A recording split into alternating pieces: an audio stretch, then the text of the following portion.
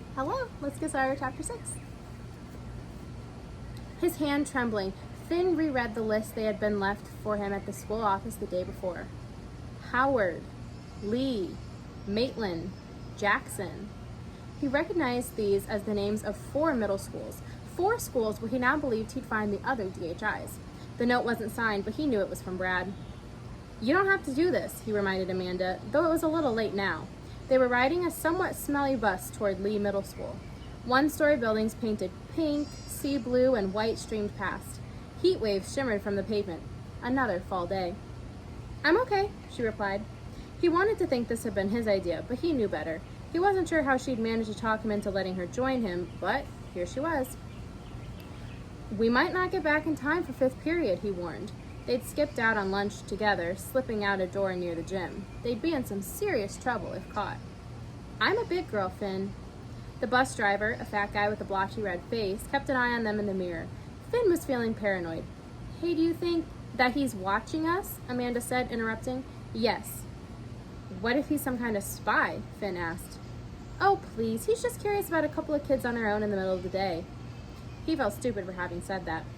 To drum it up, Amanda asked, What kind of spy? For whom? She whispered into his ear. The Overtakers? She meant to tease him, but Finn wasn't laughing. You saw those guys yesterday at the Magic Kingdom, Finn reminded her. You weren't supposed to be there. You broke the rules, she reminded him. You think they're the Overtakers? Again, she was teasing. As if you'd know. When are you going to tell me what's going on? When I find out myself, he answered. These other kids, the other DHIs, she said. You think they have the answers? Not exactly. The driver picked up a black radio microphone with a curly black cord and spoke into it. They couldn't hear what he was saying. What if he works with truancy cops? Finn said.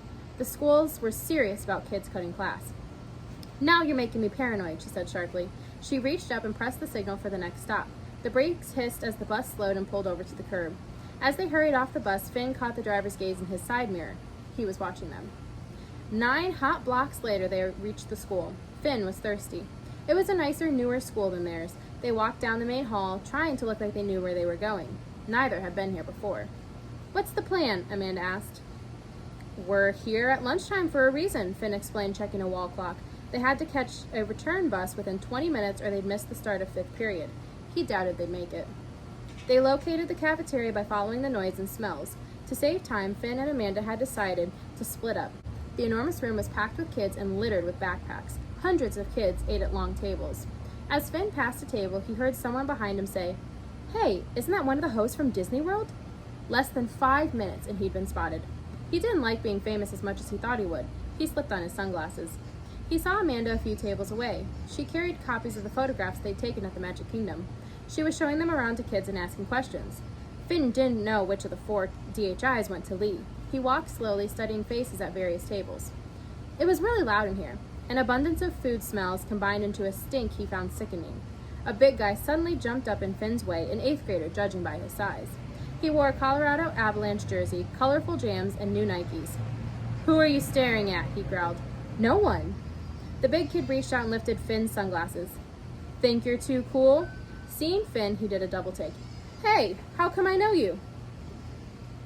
Give me back my glasses, please. Aren't you like on Zoom or something? I'd like my glasses back, please. Give 'em back, Roy, a girl at the next table said. It's not Zoom, stupid. He's a host over at the Magic Kingdom, like Charlene Turner. Charlene Turner? Finn had her last name now.